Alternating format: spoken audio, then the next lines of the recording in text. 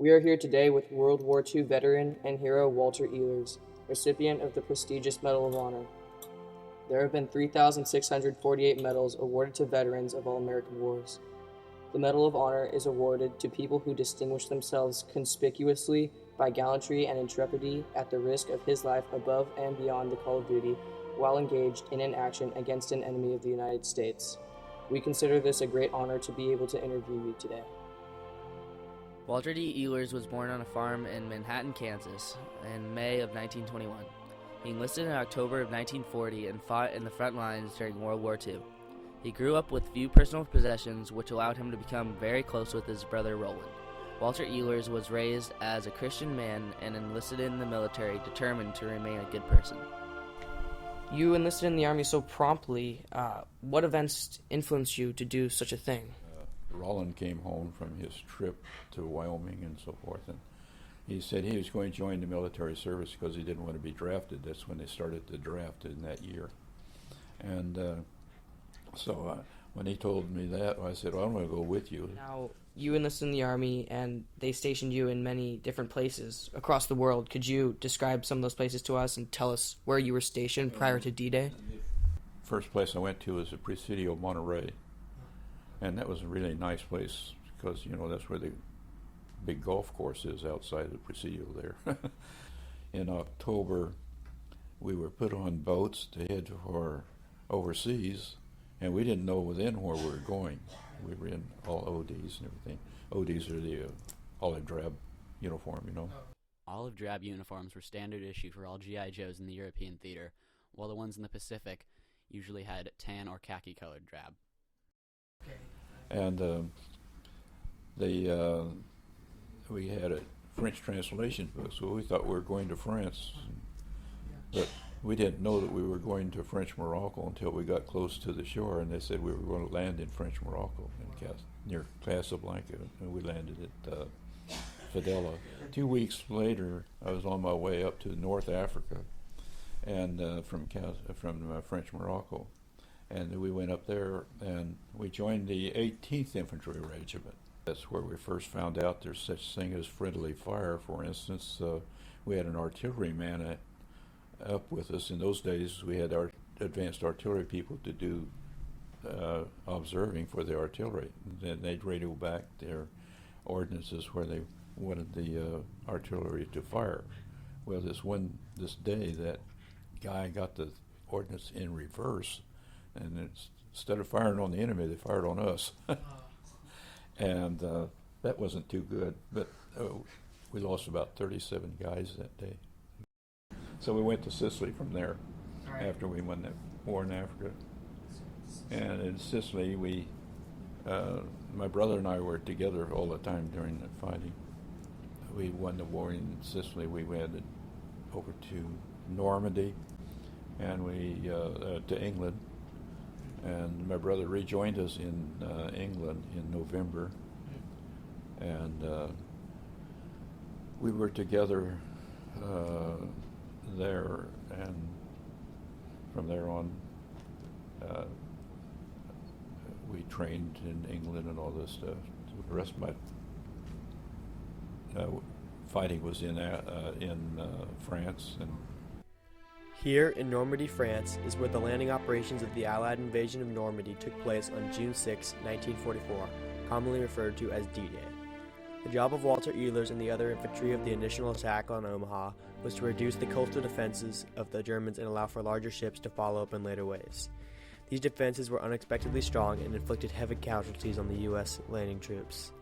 In combination with the 73,000 American troops that fought hard in the grueling conditions, the few individual heroes, such as Walter Ehlers himself, helped turn the tide of the war for the better. Your experience on D-Day is a huge story. Could you describe your experience, and particularly the events that led to your nomination for the Medal of Honor on that? I landed with the first wave, and it was just chaos on the beach when we came in there. We heard all this firing and everything going on, and bombs going off and things like this. Omaha Beach suffered the greatest loss of American lives of all the beaches on D-Day. And so we just went up the hill into the trenches with the Germans and started running them back. We captured a pillbox on the top of the hill.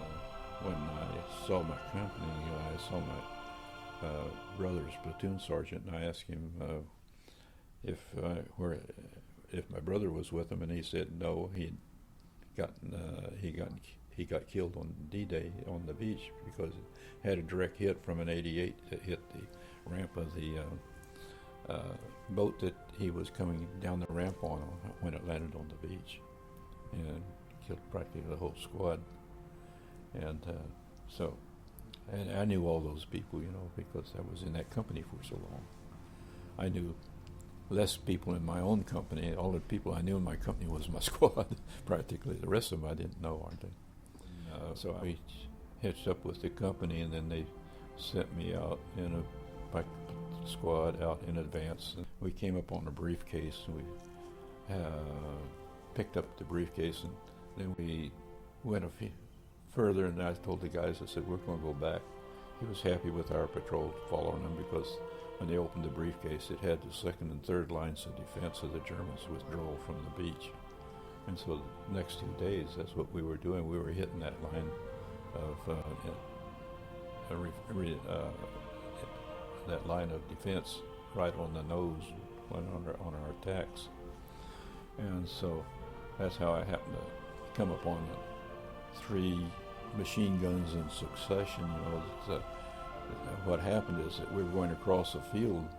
I was out in the middle of the field with my squad, and I thought that was a heck of a place to be, because when they got fired on, because they could pin them down real easy. So I rushed the squad on up to the hedgerow in front of me. At least we got some cover there. And so I hear this machine gun firing, and so I go down this hedgerow, and then I start up the hedgerow up to where I heard the machine gun firing.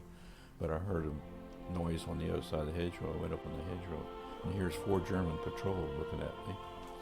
And I had to make up my mind right quick what I was going to do, because I was going up for the machine gun. And so I had to shoot all 4 before I could move any further. They had their guns pointed at me, but they failed to fire as fast as I did. So I made my way up the hedgerow. When I came out of the hedgerow, I came out onto the machine gun nest, and I killed them all with my M1 rifle. All 3 guys that were on the machine gun. And then we hear another machine gun firing up the hedgerow further, and so we keep on going. And I go up there, and I come out of the hedgerow just like I did the other one, and I got all 3 of the Germans. And then we went up to the 3rd one, and the 3rd one, after we killed them, the Germans didn't know we were down there. They thought it was their men firing those guns over there, apparently.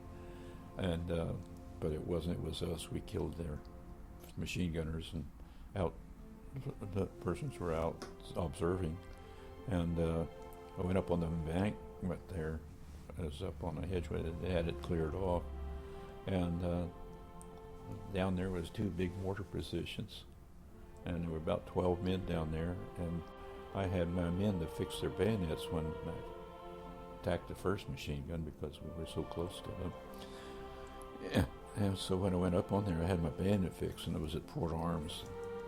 And the Germans looked at me like they were horrified, and they had small arms, but they started running, and I tried to get them to halt, and they wouldn't. So the squad comes rushing up there, and when they see them, they really were fleeing, and I told them they had to either shoot them or else they're going to fight them again. And so we knocked out the whole mortar section that way. And that's when and then the next day, my squad got the job again of taking the lead in the company's platoon that was going on the attack. And so we were going up alongside of a hedgerow. We didn't want to be out here in the middle of the field where you could get pinned down. And so we were going up alongside of it, and we started getting fire from 3 sides, from the hedgerows were out here in the front, and those down both sides. And the company commander told us to withdraw so we could get started in a different position to attack. And so I knew that if we turned around to withdraw, we'd probably all get shot in the back. So I saw a little mound out there, and I went up on the mound. and I was starting to shoot in a semicircle, and an automatic rifleman knew he had to come up and help me do that. And so he came up and he was firing to the right, and I was firing to the left, and we were firing in a circle, and all the squad got back, and I was firing, and then I went on and started back, and I saw him putting the machine gun down in the corner down there about 100 yards from me, and so I fired upon them while I was coming back, and I got hit in the back all of a sudden, and it swung me around, and I'm still at Port Arms. I saw a German in the hedgerows, and I shot him, and he fell out, and I saw my BAR man up on the field, and I got up off of my back, and I went up there and got him arm around me. He had been hit in the right arm and the right leg, and he couldn't walk. I had to carry him back on my shoulder. He had one leg that was working, but I got him back to the hedgerow, turned him over to the medics, and then I went back and got the rifle. Even after being wounded, Ehlers returned to take his man's BAR that he had dropped because he knew of its fire superiority and importance to his squad. Got the rifle, and that's how I got my Medal of Honor. How did you find out you were going to get the Medal of Honor? I didn't get it right away, you know. I didn't know I was getting the Medal of Honor. I didn't know I was put in for anything. I didn't know anything about it until, and then I